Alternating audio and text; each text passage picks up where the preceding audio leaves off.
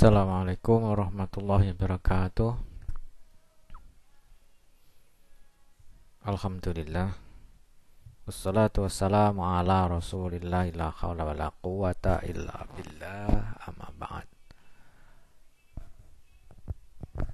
Anak-anakku kelas 8 yang saya sayangi, saya cintai, untuk hari ini tidak lupa kita bersyukur kepada Allah Subhanahu wa Ta'ala karena masih diberi kesempatan untuk belajar, melanjutkan pelajaran kita, yaitu tentang pertumbuhan ilmu pengetahuan pada masa Bani Abbasiyah. Materi ini adalah materi untuk semester 2 kelas 8 Pendidikan Agama Islam dan Budi Pekerti. Baiklah, kalian simak saja. Boleh kalian dengarkan, boleh kalian sambil melihat videonya. Karena di masa pandemi ini kita masih melaksanakan pembelajaran secara daring. Karena itu untuk pertemuan kali ini Pak Yat persiapkan yaitu pembelajaran daring dengan materi pertumbuhan ilmu pengetahuan pada masa Abbasiyah. Baiklah anak-anakku, sebelum pelajaran kita mulai, mari kita berdoa. A'udzubillahi minasyaitonirrajim. Bismillahirrahmanirrahim. Raditu billahi robba wa bil islami dina wa bi muhammadin nabiyya wa rasulah. Rabbi zidni ilma warzuqni fahma. Allahumma faqihna fid din waj'alna sholihin. Dan aku sekalian, kalian bisa membuka buku kalian,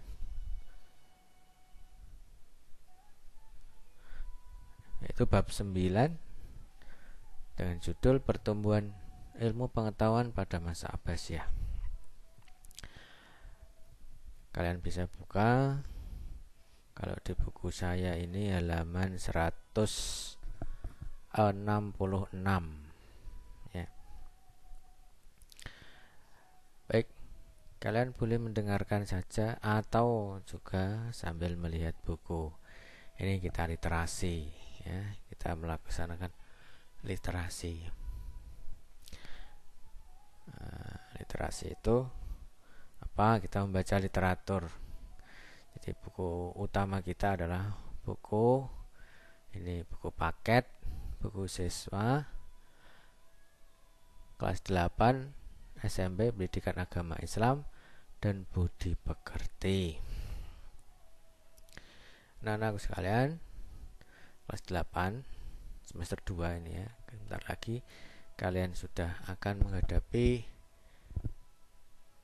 penilaian akhir semester 2. Materi kita sementara masih 2 selain ini ya. Masih 2, baru 1 yang kemarin kita pelajari, yaitu tentang mengonsumsi makanan halal, minuman halal, dan menghindari minuman dan makanan yang haram. Untuk pelajaran yang lalu, pelajaran kali ini kita akan mempelajari tentang pertumbuhan ilmu pengetahuan pada masa Abbasiyah. Baik, tentu saja harapan saya kalian dalam keadaan sehat walafiat, meskipun dalam suasana masih daring gitu ya. Berhati-hati di dalam pergaulan, selalu gunakan masker, hindari berkerumun, dan sering-seringlah cuci tangan. Kalau tidak ada keperluan yang sangat penting, jangan terlalu sering keluar rumah atau bertemu dengan orang lain. Nah, karena itu hindarilah kerumunan-kerumunan yang barangkali memungkinkan penularan penyakit yang hari ini saat ini sedang kita hindari gitu ya. Baik anakku,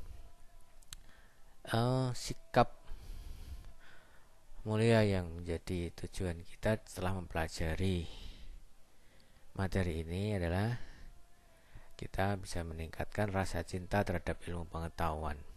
Jadi titik tekannya kita mempelajari sejarah pertumbuhan ilmu pengetahuan pada masa Abbasiyah ini adalah titik tekannya atau poin utamanya adalah ilmu pengetahuan ini. Bagaimana pertumbuhan ilmu pengetahuan itu pada masa Bani Abbasiyah. Sebelumnya kita pernah belajar tentang pertumbuhan ilmu pengetahuan pada masa Umayyah. Nah, periode Umayyah kemudian disambung dengan Abbasiyah. Periode Umayyah itu sebelumnya itu ada periode yang disebut periode Khulafaur Rasyidin. Khulafaur Rasyidin itu setelah periode Rasulullah. Ketika Rasulullah wafat, kemudian digantikan pemerintahnya itu oleh khalifah yang 4 itu Abu Bakar, Umar, Utsman dan Ali. Setelah itu disambung dengan pemerintahan Bani Umayyah. Nah, setelah Bani Umayyah, masa Umayyah itu berganti lagi dengan masa Abbasiyah. Ya, diteruskan oleh masa Abbasiyah. Jadi begitu sejarahnya. Di masa Abbasiyah itu setelah zaman Rasulullah, setelah zaman Khulafaur Rasyidin, dan setelah zaman masa Bani Umayyah. Baiklah, mari kita lanjutkan untuk poin A ini ya. Kalian simak saja. Mari kita renungkan. Nah, mari renungkan. Kita diajak bermenung sejenak. Wahai remaja muslim yang cerdas, ini kalian ya. Kisah dan sejarah yang akan disajikan pada bagian ini merupakan kisah terhebat dalam sejarah peradaban Islam. Kisah yang dimaksud adalah mengenai tumbuh suburnya ilmu pengetahuan pada masa Daulah Abbasiyah yang berpusat di Baghdad. Ini di negara Irak, di Timur Tengah sana ya. Puncak dari masa keemasan itu ditandai dengan tumbuh suburnya ilmu pengetahuan pada abad ke-8 Masehi. Abad ke-8 Masehi ya betul. Saat itu para ilmuwan muslim sangat produktif dan menjadi pelopor perkembangan ilmu pengetahuan di dunia. Subhanallah ya. Popularitas Daulah Abbasiyah mencapai puncaknya pada zaman Khalifah Harun ar-Rasyid dan putranya Al-Ma'mun. Kekayaan negara banyak dimanfaatkan Harun ar-Rasyid untuk keperluan sosial, mendirikan rumah sakit, lembaga pendidikan, dokter, dan farmasi. Kalian bisa bayangkan pada masa itu sudah terdapat paling tidak sekitar 800 orang dokter. Di samping itu pemandian-pemandian umum juga dibangun. Bidang kesejahteraan, bidang sosial, kesehatan, pendidikan, ilmu pengetahuan, dan kebudayaan serta kesusastraan berada pada zaman keemasannya. Pada masa inilah negara Islam menempatkan dirinya sebagai negara terkuat dan tak tertandingi. Al-Ma'mun, pengganti Harun ar-Rasyid, dikenal sebagai khalifah yang sangat cinta terhadap ilmu filsafat. Pada masa pemerintahannya, penerjemahan buku-buku asing digalakkan. Untuk menerjemahkan buku-buku Yunani, ia menggaji penerjemah-penerjemah dari golongan Kristen dan penganut agama lain yang ahli. Ia juga banyak mendirikan sekolah. Salah satu karya besarnya yang terpenting adalah pembangunan Baitul Hikmah. Ini yang perlu menjadi catatan, ini Baitul Hikmah. Baitul Hikmah ini tulisannya mestinya.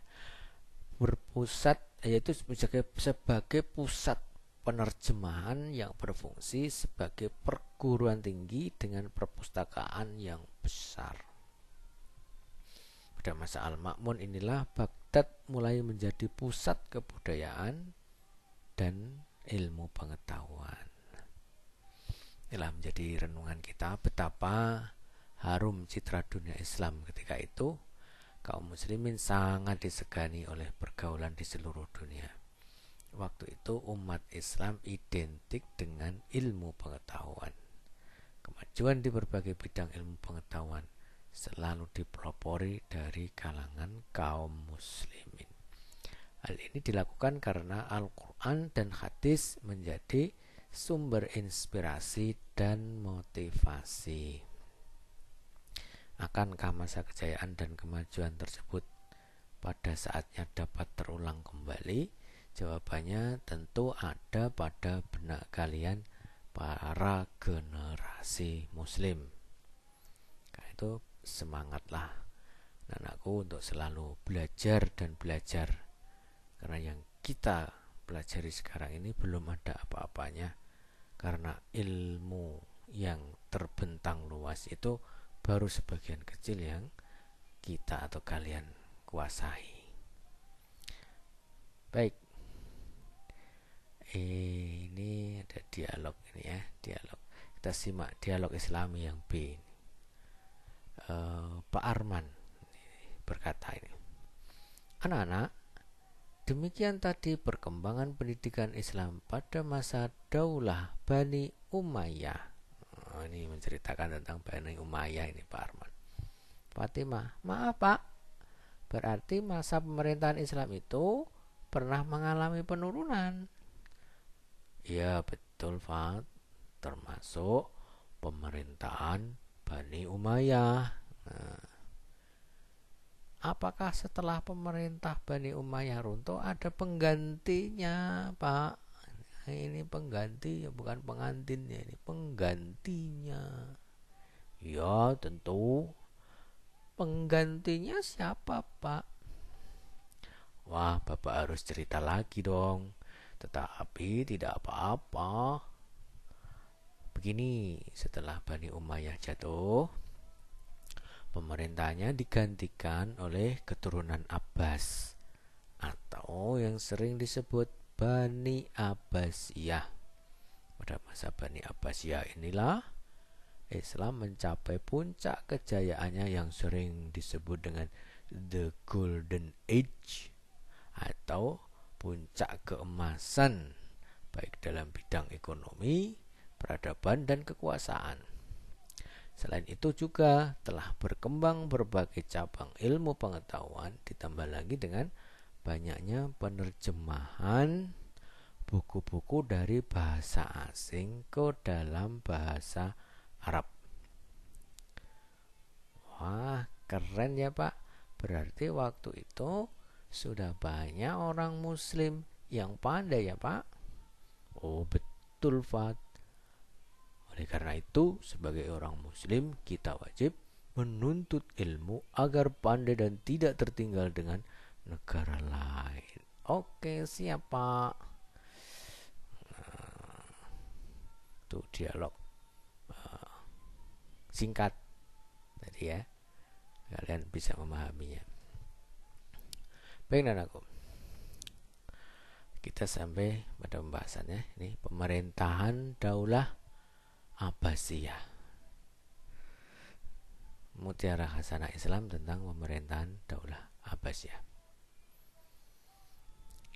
Bacalah materi, kalian dengarkan saja, kalian tidak usah membaca ya. Dengarkan saja.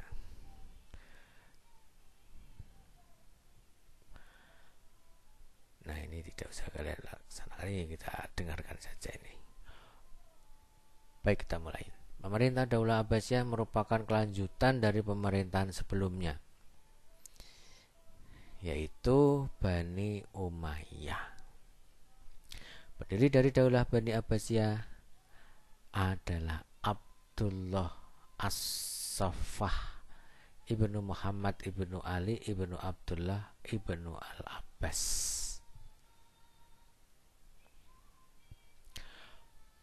Pola pemerintahan yang diterapkan oleh Daulah Abbasiyah berbeda-beda sesuai dengan perubahan politik sosial dan budaya kekuasaannya, berlangsung dalam rentang waktu yang cukup panjang, ya, dari tahun 132 Hijriah atau 750 Masehi sampai dengan 656 Hijriah 1258 Masehi. Itu berapa ratus tahun ini?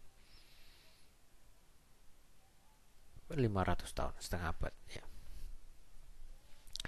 Berdasarkan perubahan pada pola pemerintahan dan politik, para sejarawan biasanya membagi masa pemerintahan Daulah Abbasiyah ini menjadi 5 periode.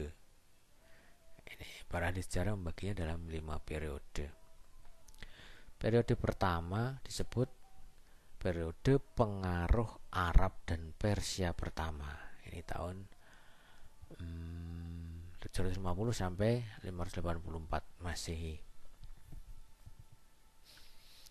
Iya, sekitar 100 tahun. 100 tahun. Periode kedua disebut periode pengaruh Turki pertama. Periode ketiga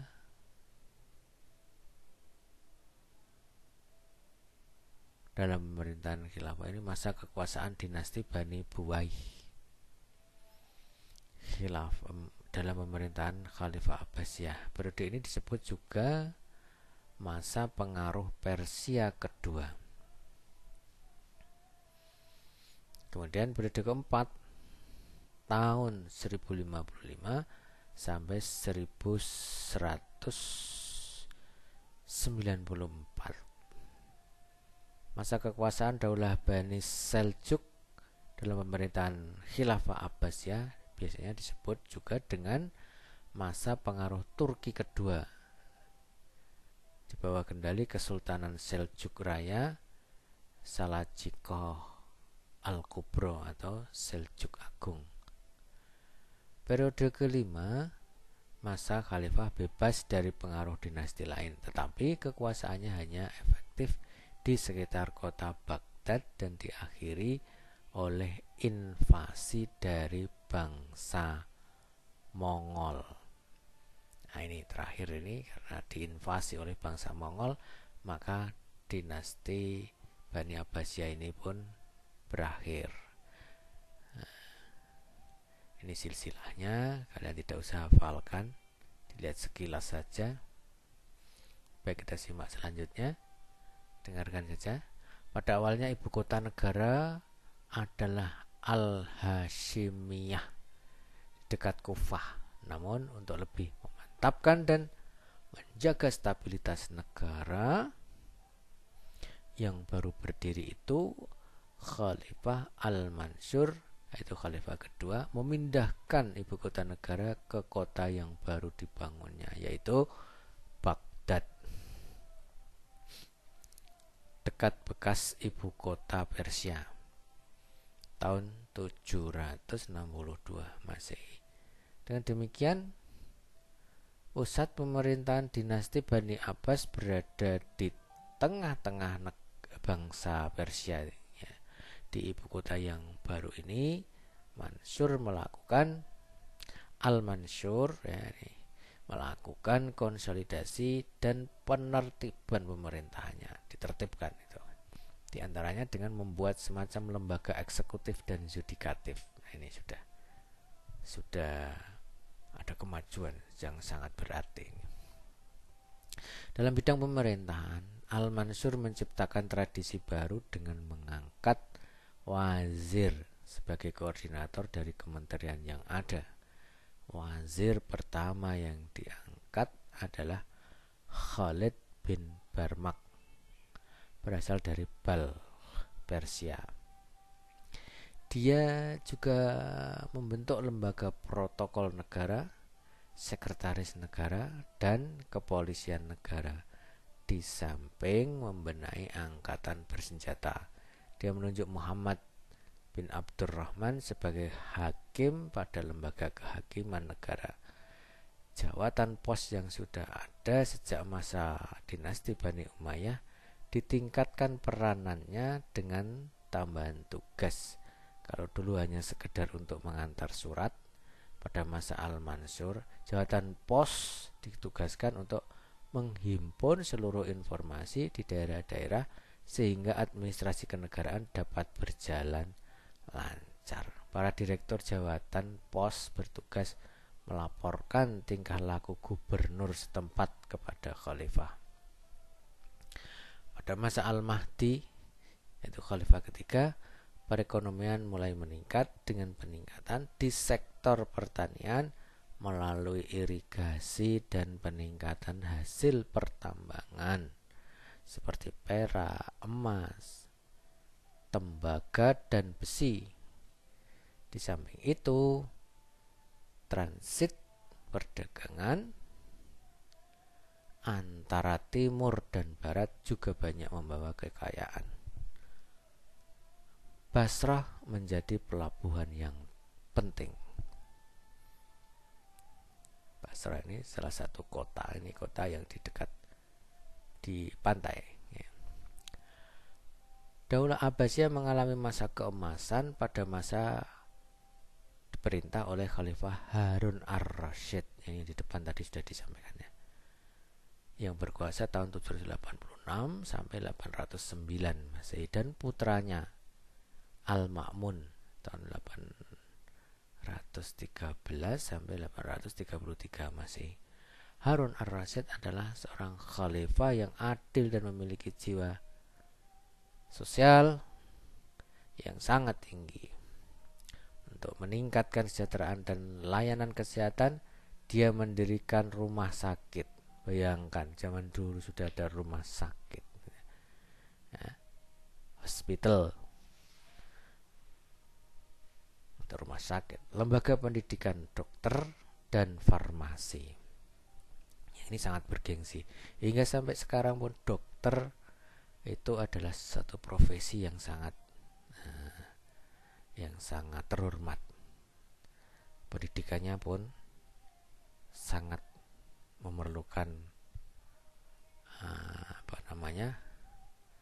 pikiran, ya, memerlukan pikiran yang cerdas, yang harus orang-orang yang pintar, ya.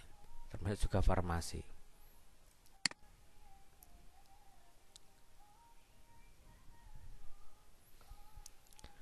Pada masa pemerintahannya sudah terdapat paling tidak sekitar 800 orang dokter. Harun ar-Rasyid juga membangun tempat-tempat untuk pemandian umum untuk rakyatnya. Ini adalah suatu hal baru ketika itu ya. Sungguh pada waktu itu kesejahteraan sosial dan kesehatan menjadi perhatian serius pemerintah. Untuk mendukung terwujudnya kemajuan tersebut, pemerintah mendorong tumbuhnya ilmu pengetahuan melalui sektor pendidikan. Perhatian pemerintah terhadap masalah pendidikan dan ilmu pengetahuan berlanjut pada saat Daulah Abbasiyah dipimpin oleh Khalifah Al-Ma'mun. Khalifah Al-Ma'mun adalah khalifah setelah Harun ar-Rasyid. Al-Ma'mun juga dikenal sebagai khalifah yang sangat cinta kepada ilmu filsafat. Pada masa pemerintahnya, penerjemahan buku-buku asing digalakkan. Untuk keperluan penerjemahan itu, ia mendirikan lembaga yang bernama tadi di depan sudah kita singgung, yaitu Baitul Hikmah. Sebagai pusat penerjemahan sekaligus berfungsi sebagai perguruan tinggi dengan perpustakaan yang besar. Jadi perguruan tingginya itu ada di perpustakaan itu. Al-Mu'tasim, khalifah berikutnya, memberi peluang besar kepada orang-orang Turki untuk masuk dalam pemerintahan. Keterlibatan mereka dimulai sebagai tentara pengawal. Tidak seperti pada masa Daulah Umayyah, dinasti Abbasiyah mengadakan perubahan sistem militer atau ketentaraan. Praktik perang bagi orang-orang muslim sudah terhenti. Tentara dibina secara khusus menjadi prajurit-prajurit profesional. Dengan demikian, kekuatan militer dinasti Bani Abbas menjadi sangat kuat. Walaupun demikian, dalam periode ini banyak tantangan dan gerakan politik yang mengganggu stabilitas, baik dari kalangan Bani Abbas sendiri maupun dari luar. Gerakan-gerakan itu seperti gerakan sisa-sisa Bani Umayyah dan kalangan internal Bani Abbas, revolusi Al-Khawarij di Afrika Utara, gerakan Zindik di Persia, gerakan Syiah, dan konflik antar bangsa, dan aliran pemikiran keagamaan, semuanya dapat dipadamkan. Nah, itu sekilas tentang khasanah Bani Abbasiyah ya. Kemudian kita fokus pada perkembangan ilmu pengetahuan pada masa Bani Abbasiyah. Kita baca materi dan kalian bisa dengarkan atau simak ya. Pada masa Daulah Abbasiyah merupakan masa keemasan atau the golden age bagi umat Islam. Pada masa itu, umat Islam telah mencapai puncak kemuliaan, baik dalam bidang ekonomi, peradaban, dan kekuasaan. Selain itu, juga telah berkembang berbagai cabang ilmu pengetahuan. Ditambah lagi dengan banyaknya penerjemahan buku-buku dari bahasa asing ke dalam bahasa Arab. Fenomena ini kemudian yang melahirkan cendekiawan-cendekiawan besar yang menghasilkan berbagai inovasi baru di berbagai disiplin ilmu pengetahuan. Adapun cendekiawan-cendekiawan Islam pada masa Daulah Abbasiyah adalah sebagai berikut. Di bidang ilmu filsafat, tokoh cendekiawan Islam di bidang ilmu filsafat ini adalah Abu Nasyar Muhammad bin Tarhan, yang dikenal dengan namanya adalah Al-Farabi. Ini nama populernya adalah Al-Farabi. Abu Yusuf bin Ishaq yang dikenal dengan Al-Kindi. Ini ada Al-Farabi, ada Al-Kindi. Kemudian Ibnu Sina, Al-Ghazali, Ibnu Rushd, Ibnu Bajjah, dan Ibnu Tufail. Semuanya ini para ahli filsafat. Saya ulang ya. Al-Farabi, Al-Kindi, Ibnu Sina, Al-Ghazali, Ibnu Rushd, Ibnu Bajjah, dan Ibnu Tufail. Ini bidang filsafat. Kemudian bidang kedokteran adalah Jabir bin Hayyan, yang dikenal sebagai bapak ilmu kimia. Jabir ibnu Hayyan. Hunain bin Ishaq, ini Hunain ini bin Ishaq yang dikenal sebagai ahli penerjemah buku-buku asing. Ibnu Sahal Ar-Razi, ini ahli penyakit campak dan cacar, Ar-Razi. Di dunia barat, pendidikan di barat itu terkenal dengan Ar-Razes. Bukan Ar-Razes tapi Ar-Razes. Kalau Ibnu Sina ini dikenal oleh mereka itu Abisina. Ibnu Sina ini Abisina. Ibnu Sina. Kemudian ada lagi yaitu Thabit Ibnu Qurra.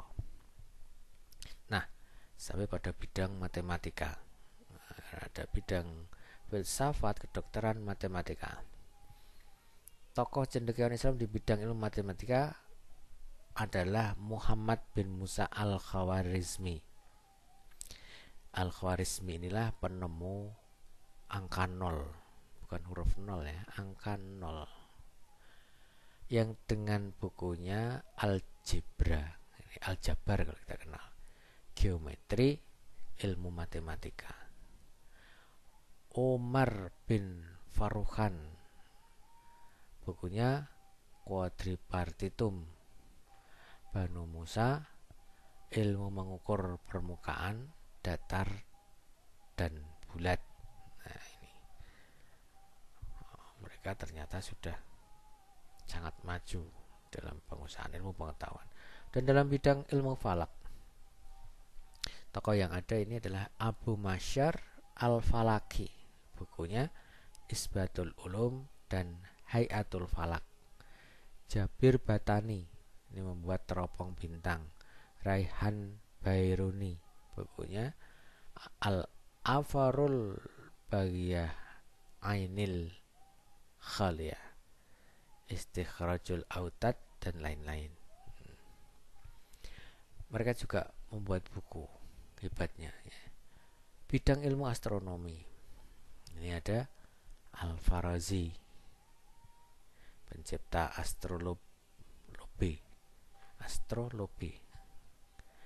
Al-Ghattani, Al-Bitaknius, Al-Ghattani, Al-Farghani atau Al-Fragenius, Al-Farghani.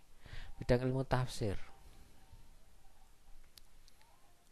tokoh cendekiawan Islam di bidang ilmu tafsir ini adalah Ibnu Jarir At-Tabari, Ibnu Atiyah Al-Andalusi, As-Suda, Mupatil bin Sulaiman, Muhammad bin Ishaq, dan lain-lain.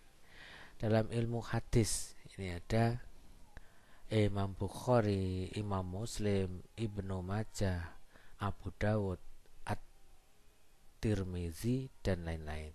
Ini cendekiawan dalam bidang hadis. Dalam bidang ilmu kalam atau tauhid, di sana ada Wasil bin Atha, Abu Huzail Al-Alaf, Ad-Dam, Abu Hasan Al-Ash'ari, Hujjatul Islam Imam Al-Ghazali. Pembahasan ilmu tauhid semakin luas dibandingkan dengan zaman sebelumnya. Bidang ilmu tasawuf. Tasawuf itu apa? Itu ilmu mendekatkan diri kepada Allah Subhanahu wa taala. Tokohnya adalah Al-Qushairi dengan karyanya Arisalatul Qushairiyah. Syahabuddin dengan karyanya Awariful Ma'arif, dan Imam Al-Ghazali dengan karyanya Al-Basut Al-Wajiz, dan lain-lain. Nah, kemudian ada juga para imam fuqaha atau ahli fikih. Ada Imam Abu Hanifah, Imam Maliki, Imam Syafi'i, Imam Ahmad bin Hambal, dan para imam Syiah. Ini mereka ternyata banyak sekali ya. Pada masa ini para ilmuwan itu dari berbagai bidang disiplin ilmu. Nah, kita simak selanjutnya yaitu perkembangan kebudayaan pada masa Bani Umayyah. Pusat peradaban Islam pada masa Daulah Abbas, maksud saya Bani Abbasiyah ya, bukan Umayyah. Pusat peradaban Islam pada masa Daulah Abbasiyah adalah kota Baghdad, merupakan ibu kota negara kerajaan atau Daulah Abbasiyah yang didirikan oleh Khalifah Abu Ja'far Al-Mansur pada tahun 762. Kota ini terletak di tepi Sungai Tigris masa keemasan kota Baghdad terjadi pada pemerintahan Khalifah Harun ar-Rasyid dan anaknya Al-Ma'mun. Nah, yang kedua, kota Samarra terletak di sebelah timur Sungai Tigris yang berjarak kurang lebih 60 km dari kota Baghdad. Di kota ini terdapat 17 istana mungil yang menjadi contoh seni bangunan Islam di kota-kota lain. Nah, kemajuan yang dicapai tidak hanya mencakup kepentingan sosial saja, tetapi juga peradaban di semua aspek kehidupan, seperti administrasi pemerintahan dengan biro-bironya atau departemen-departemennya, sistem organisasi militer, administrasi wilayah, pemerintahan, bidang pertanian, perdagangan, dan industri, islamisasi pemerintahan, kajian dalam bidang kedokteran, astronomi, matematika, geografi, historiografi, filsafat Islam, teologi, hukum atau fikih, dan etika Islam atau akhlak, sastra, seni, dan penerjemahan serta pendidikan. Kesenian arsitektur meliputi pendidikan dasar atau kutab, menengah, dan perguruan tinggi, perpustakaan dan toko buku, media tulis, seni rupa, seni musik, dan arsitek. Begitu banyak ya. Nah, itu memang sangat pantas dikatakan sebagai the golden age atau masa keemasan. Baiklah, nah sekalian, untuk selanjutnya mari kita simak sebuah kisah teladan ya. Kisah teladan ini, setelah kalian menyimak hal-hal di atas tadi, maka ini kita sampaikan sebuah kisah teladan. Muhammad bin Musa al-Khawarizmi. Masih ingat al-Khawarizmi ini tentang apa? Yaitu seorang ahli matematika, astronomi, astrologi, dan geografi yang berasal dari Persia. Ia lahir tahun 780 Masehi di Khawarizm, sekarang Khiva atau Uzbekistan, dan wafat sekitar tahun 850 Masehi di Baghdad. Beliau bekerja sebagai dosen di sekolah kehormatan di Baghdad. Aktivitas ini dilakukan hampir dalam sepanjang hidupnya. Karya pertamanya adalah buku Al-Jabar. Kalian kalau mengenal buku ilmu Al-Jabar itu, beliau ini yang membuat karya itu. Buku ini merupakan yang pertama membahas solusi sistematik dari linear dan notasi kuadrat. Sungguh tak terbayangkan dari sekian ratus tahun yang lalu. Sehingga ia disebut sebagai Bapak Aljabar. Translasi bahasa Latin dari aritmetika beliau yang memperkenalkan angka India, kemudian diperkenalkan sebagai sistem penomoran posisi desimal di dunia barat pada abad ke-12. Ia merevisi dan menyesuaikan geografi Ptolemeus sebaik mengerjakan tulisan-tulisan tentang astronomi dan astrologi. Sumbangan beliau ini, Al-Khawarizmi ini, tak hanya berdampak besar pada matematika tetapi juga dalam kebahasaan. Kata Al-Jabar berasal dari kata Al-Jabr, satu dari dua operasi dalam matematika untuk menyelesaikan notasi kuadrat yang tercantum dalam buku beliau. Kata logarisme atau logaritma diambil dari kata algorismi, latinisasi dari nama beliau. Al-Khawarizmi itu dalam bahasa Latin, orang-orang yang menggunakan bahasa Latin itu menyebutnya algoritmi, kemudian menjadi bahasa ilmiah algoritma. Algoritma. Nama beliau juga diserap dalam bahasa Spanyol guarismo, dalam bahasa Portugis algoritmo yang berarti dikit. Karya terbesar beliau dalam matematika, astronomi, astrologi, geografi, kartografi sebagai pondasi, dan kemudian lebih inovatif dalam aljabar, juga trigonometri, dan pada bidang lain yang beliau tekuni. Kalau nanti kalian di tingkat SLTA pada pelajaran matematika itu ada yang disebut trigonometri. Pendekatan logika dan sistematis beliau dalam penyelesaian linear dan notasi kuadrat memberikan keakuratan dalam disiplin aljabar. Nama yang diambil dari nama salah satu buku beliau pada tahun 830 Masehi. Ini aljabar ini. Alkitab Al-Mukhtasar fi Hisab Aljabar wal Muqabala, atau buku rangkuman untuk kalkulasi dengan melengkapkan dan menyeimbangkan. Buku pertama beliau yang kemudian diterjemahkan ke dalam bahasa Latin pada abad ke-12 dan menjadi referensi hingga sekarang. Beliau pun masih dikenang sebagai ahli matematika. Pada buku beliau kalkulasi dengan angka Hindu yang ditulis tahun 825 Masehi memprinsipkan kemampuan difusi angka India ke dalam perangkaan Timur Tengah. Perangkaan maksudnya ini perangkaan tentang angka Timur Tengah dan kemudian Eropa. Buku beliau diterjemahkan ke dalam bahasa Latin. Algoritmi de numero indorum menunjukkan kata algoritmi menjadi bahasa Latin. Betapa ketika itu Eropa pun berguru kepada dunia Islam karena buku-buku itu terjemahkan, buku-buku sains itu ya, matematika ini, buku tentang hitung-menghitung ini.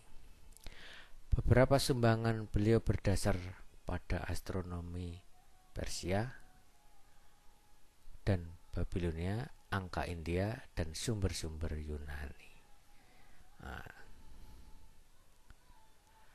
Ia kemudian mengepalai konstruksi peta dunia untuk Khalifah Al-Ma'mun dan berpartisipasi dalam proyek menentukan tata letak di bumi bersama dengan 70 ahli geografi. Nih betapa hebat nih. Ini menimbulkan dampak yang hebat karena ini ketika hasil kerjanya disalin dan ditransfer ke Eropa dan bahasa Latin, menimbulkan dampak yang hebat pada kemajuan matematika dasar di Eropa. Ia juga menulis tentang astrolab dan sundial. Buku besar kedua beliau adalah tentang aritmatika yang bertahan dalam bahasa Latin tapi hilang dari bahasa Arab yang aslinya. Translasi dilakukan pada abad ke-12 oleh Adelard of Bath yang juga menerjemahkan tabel astronomi pada 1126. Pada manuskrip Latin biasanya tak bernama tetapi umumnya dimulai dengan kata dixit algoritmi, seperti kata al-Khawarizmi. Kata algoritmi de numero indorum pada angka kesenian Hindu, al-Khawarizmi pada angka kesenian Hindu. Sebuah nama baru diberikan pada hasil kerja beliau oleh Baldassare Boncompagni pada 1857. Kitab aslinya mungkin bernama Kitabul Jam'a wat Tafriq bil Hisab al-Hindi, buku penjumlahan dan pengurangan berdasarkan kalkulasi Hindu. Buku ketiga beliau yang terkenal adalah kitab Suratul Ars, buku pemandangan dunia atau kenampakan bumi, diterjemahkan oleh Geografi yang selesai pada 833 adalah revisi dan penyempurnaan Geografi Ptolemeus dan seterusnya. Ini betapa menunjukkan kehebatan beliau. Nah, ini masih ini. Tak hanya sampai buku ketiga, beliau juga menulis buku-buku lain yang menjadi rujukan para ilmuwan pada periode berikutnya sampai sekarang. Ini hebatnya Al-Khwarizmi. Sampai kita pada rangkuman dari apa yang disampaikan di atas tadi. Rangkumannya adalah sebagai berikut. 1. Kemajuan Islam pada masa Bani Abbasiyah. Daulah Abbasiyah didirikan oleh Abdullah As-Saffah pada tahun 132 Hijriah atau 750 Masehi. Merupakan kelanjutan dari Daulah Umayyah yang telah hancur di Damaskus. Kemajuan perkembangan pada periode Abbasiyah dipengaruhi oleh dua faktor, yaitu faktor internal, yaitu ajaran agama Islam, dan faktor eksternal, yaitu proses sejarah umat Islam dalam kehidupannya. Ini termasuk interaksinya dengan di luar,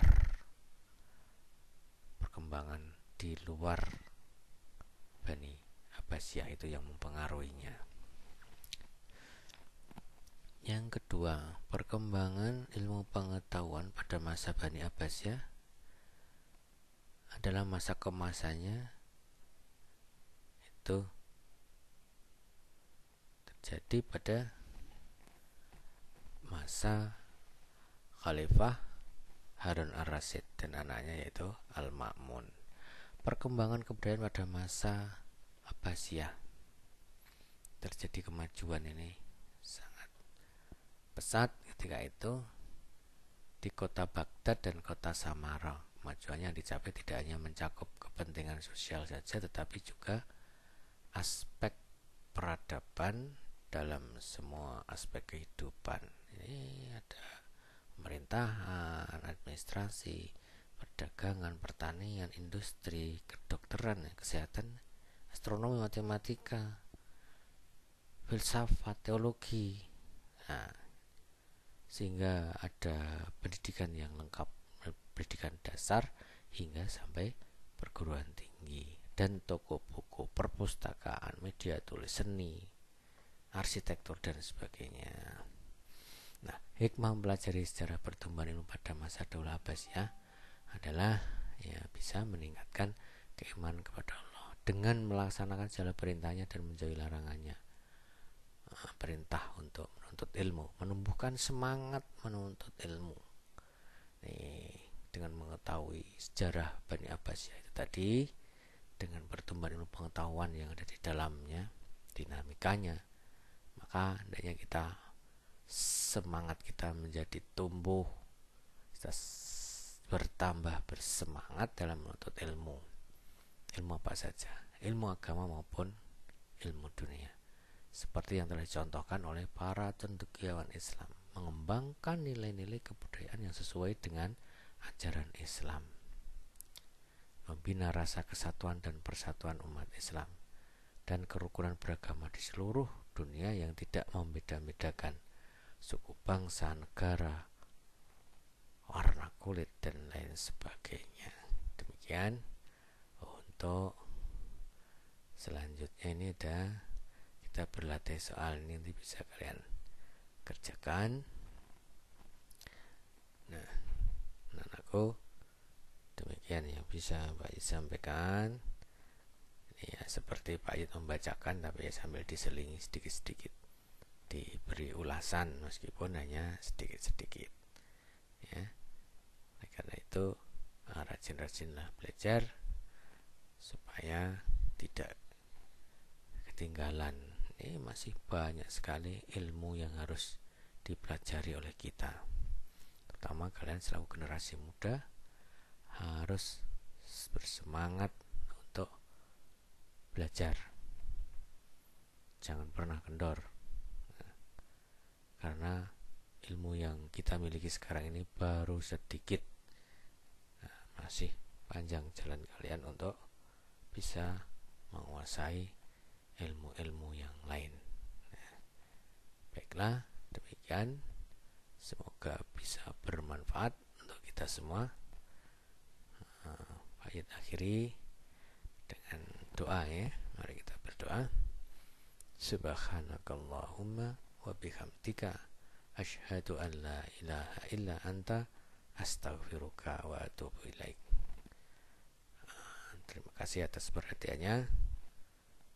Wassalamualaikum warahmatullahi